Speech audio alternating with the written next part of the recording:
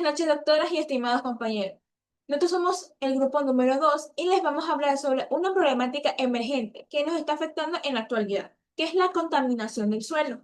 Los integrantes de este grupo son Noemí Aliaga, Jennifer Alvarado, Jordi Chele, Ronnie Murillo, Evelyn Otero, Milka Peñafiel y por último las personas quienes hablan, Yulexi Vázquez. Vamos a tocar puntos importantes que queremos que conozcan y son los siguientes. ¿Qué es la contaminación y origen de los contaminantes? Los tipos de residuos, la importancia de su clasificación. También los compuestos químicos tóxicos, como son los plaguicidas y los metales pesados. Y por último, la toma y preparación de las muestras del suelo. Buenas noches, doctoras. Mi nombre es Jennifer Alvarado. Le voy a hablar sobre la contaminación del suelo. Es la alteración negativa de su composición natural como consecuencia de la introducción de sustancias químicas, residuos sólidos, materiales tóxicos o agentes biológicos que afectan su estructura, su fertilidad, su bioseguridad y sus funciones ecológicas.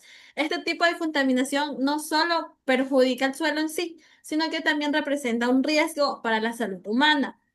El suelo es un recurso no renovable a corto plazo y cumple funciones vitales como la producción de alimentos, la filtración de agua, la captura de carbono y el soporte de la bioseguridad.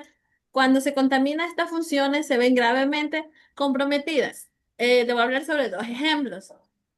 En Zamora Chinchipe, donde hay una minería a gran escala, esta zona se usan químicos tóxicos como el cianuro y el mercurio para extraer minerales. Estos químicos se filtran al suelo y lo contaminan. Estos dañan la tierra y la vuelven infértil, contaminan el agua y afecta a las comunidades que viven cerca y especialmente a los campesinos e indígenas que dependen de la agricultura y del agua limpia. El otro ejemplo que les voy a hablar es sobre el accidente de Chernobyl.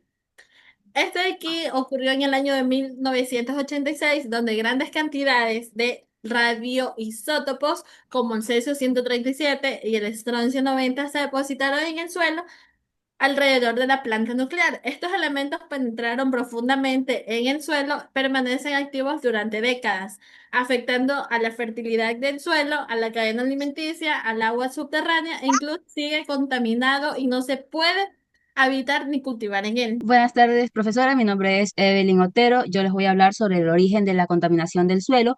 Los contaminantes pueden ser de origen natural o pueden ser provocados por actividades humanas. Esta última es la más frecuente.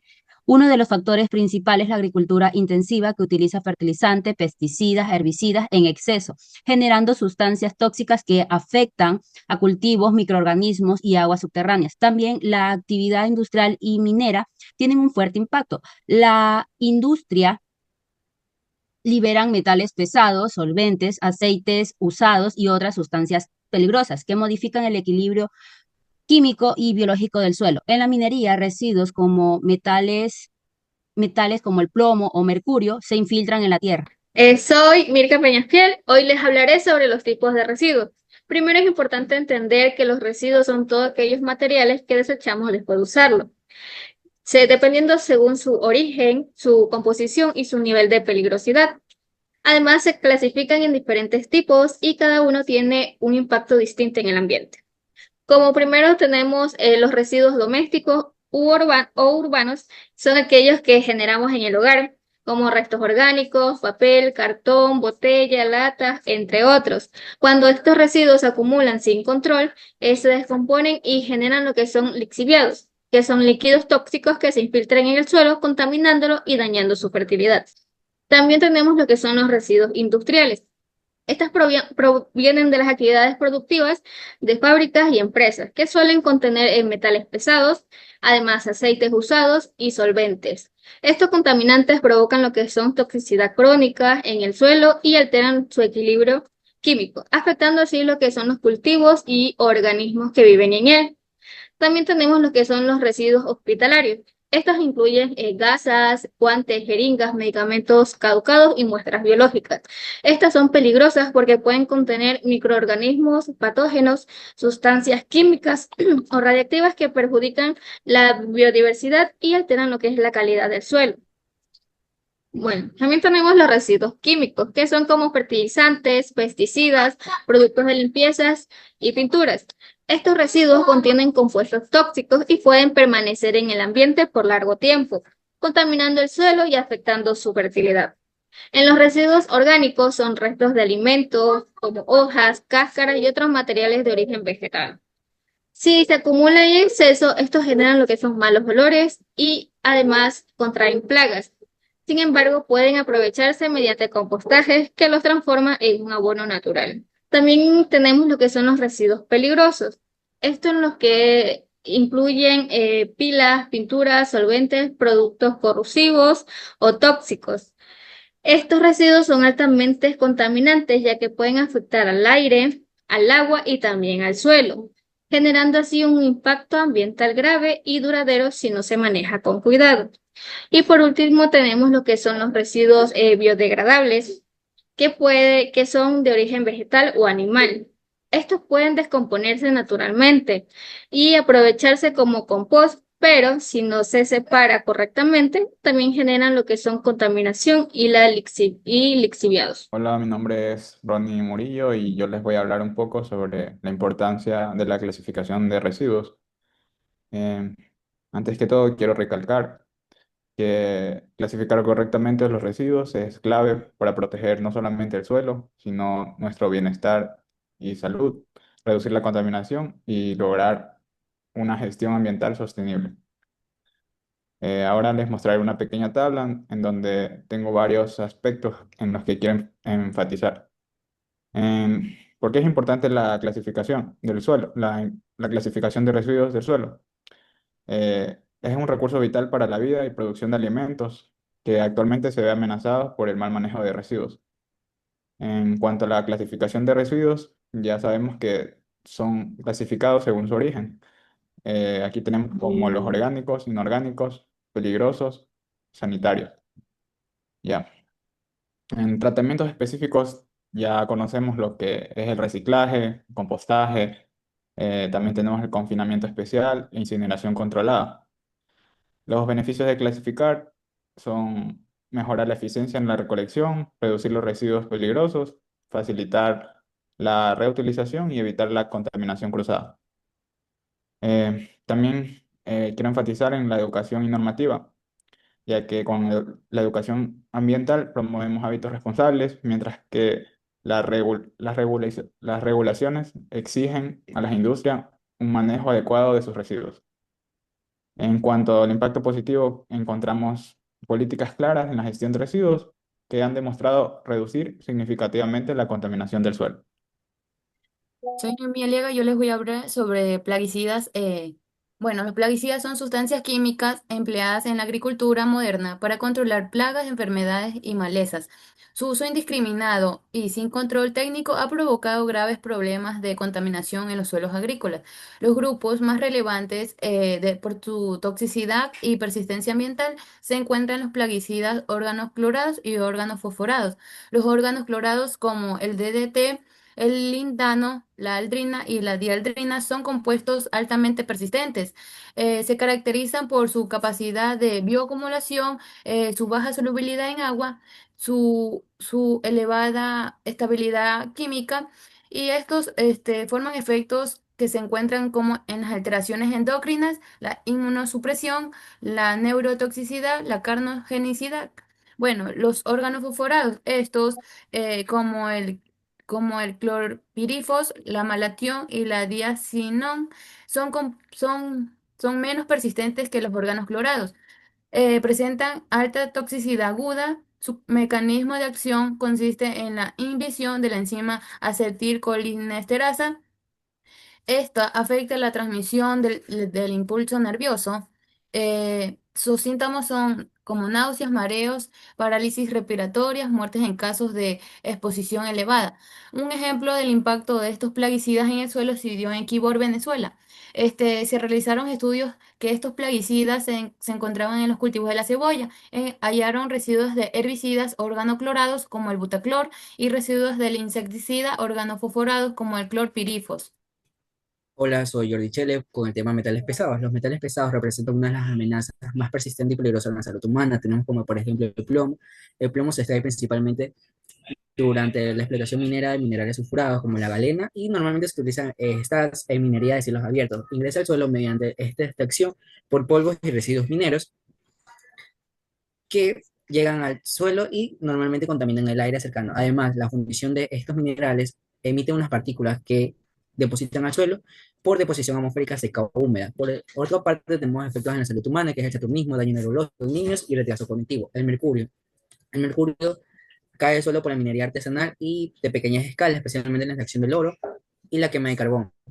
Como, bueno, los mineros aquí, la parte para que ingresen al suelo, los mineros mezclan oro con mercurio metálico líquido que se forma una amalgama y esto luego se calienta generando vapores y residuos que caen al suelo. Además, tenemos que los efectos son el daño al sistema nervioso, el daño renal y toxicidad alimentaria, que como tal afectan naturalmente a los que son fauna, a la fauna acuática, como pescados y mariscos. Por otra parte, el cadmio llega solo por fertilizantes fosfatados y la fundición de minerales del zinc y plomo. Y sus efectos en la salud humana tenemos que es el daño renal crónico, desmineralización ósea y el cáncer según estudios de la OMS. Por otra parte tenemos que el arsénico es de la minería de oro y cobre que se llega a oxidar durante la oxidación de arsenopirita. Y también se dice que en los años 90 utilizaban pesticidas antiguos con arsénico para cultivar algodón y tabaco. Y sus efectos en la salud humana tenemos que es el cáncer de piel, pulmón y vejiga. Bueno, tenemos que el cromo, como tal, especialmente su forma más peligrosa, que es el hexavalente, contamina el suelo principalmente por efluentes líquidos generados por curtiembres, donde se utiliza sulfato de cromo para el curtido de cuero. Sus efectos en salud tenemos que es el cáncer pulmonar, úlceras, irritaciones, irritaciones respiratorias crónicas. Por otra parte, el níquel contamina los suelos por residuos industriales, especialmente en zonas donde operan fundiciones de ferroníquel, industrias de fabricación de baterías recargables o refinación de petróleo, que esos efectos en salud es el daño hepático, vómito, diarrea y toxicidad por exceso. Por otra parte, tenemos que el cobre se acumula en suelos agrícolas debido a la aplicación fungicidas cúpricos como el oxicloruro de cobre o el sulfato de cobre, comúnmente usado en los cultivos de uva, café y cacao. Sus efectos en la salud tenemos que es el daño hepático, vómito, diarrea, toxicidad por exceso. Y por último, el aluminio. El aluminio proviene, o sea, llega al suelo, pero en pequeñas cantidades, pero llega al suelo, pero en suelos ácidos con un pH menor a 5. Se moviliza fácilmente de los minerales de arcilla y óxidos presentes naturalmente. Sus efectos en la salud son el daño radicular en plantas y relación con Alzheimer según estudios. Por último, les voy a hablar sobre la toma y preparación de las muestras del suelo. Esto es una práctica importante. ¿Por qué? Porque nos ayuda a conocer tanto las propiedades físicas, químicas y biológicas del suelo. Con esto nos permite evaluar tanto la fertilidad del terreno, también detectar posibles limitaciones e incluso tomar decisiones fundamentadas en agricultura, conservación ambiental o incluso en algunas investigaciones científicas. Para esto debemos conocer o tomar en consideración una planificación adecuada, que incluye la definición clara de un objetivo del muestreo. Este puede estar orientado a conocer la fertilidad, monitorear la contaminación o incluso planificar el uso adecuado de este. Con base a estos objetivos se debe escoger el tipo de muestra que debemos de trabajar, que en este caso se pueden realizar dos, la simple y la compuesta. La simple es aquella que solo se toma de un punto y la mezcla compuesta es la mezcla de varias submuestras tomadas de una misma unidad homogénea. Esta última es la más utilizada, ya que nos ayuda a representar con facilidad la variabilidad del terreno. También es importante realizar una revisión del historial del suelo, ya que debemos conocer la información de cultivos anteriores, tipo de labores utilizadas, fertilizantes aplicados y prácticas de conservación. Esto es importante ya que nos permite representar con mayor facilidad los resultados y entender la dinámica del suelo. A esto se le suma el uso actual del terreno, ya que podemos decir que se encuentra en producción, en pausa o se encuentra cubierto por pasturas, otro tipo de vegetación o tiene un uso específico. Con estos datos previos podemos elaborar lo que es un croquis, un mapa del terreno, donde se ubiquen pendientes, parcelas, caminos, zonas sensibles o incluso puntos de muestreo. Este recurso facilita la orientación del campo y permite repetir el muestreo con mayor facilidad en el futuro. Un paso clave en la planificación es en la elección del patrón de recogido, que se define como la distribución de las submuestras que se recogerán en el terreno. Esto se da más precisamente para las muestras compuestas. Existen distintas formas de recogido. Vamos a hablar de tres. Las principales que son las EX y zigzag, que se dan para terrenos homogéneos. La segunda, que es la simple o la estratificada, que se da para terrenos que tengan mayor variabilidad. Y por último, el patrón de cuadrícula, que se utiliza para parcelas pequeñas o huertos. Estas diversas formas corresponden a las características del suelo y asegura que el muestreo sea representativo. Luego se determina la profundidad y el número de muestras, lo cual varía según el tipo de cultivo. Por ejemplo, para cultivos anuales y para estudios de contaminantes se cogen de 20 centímetros de profundidad. También para cultivos frutales o perennes se cogen de 60 centímetros. Y por último, para lo que son pasturas y estudios más pequeños se pueden decir de 10 centímetros.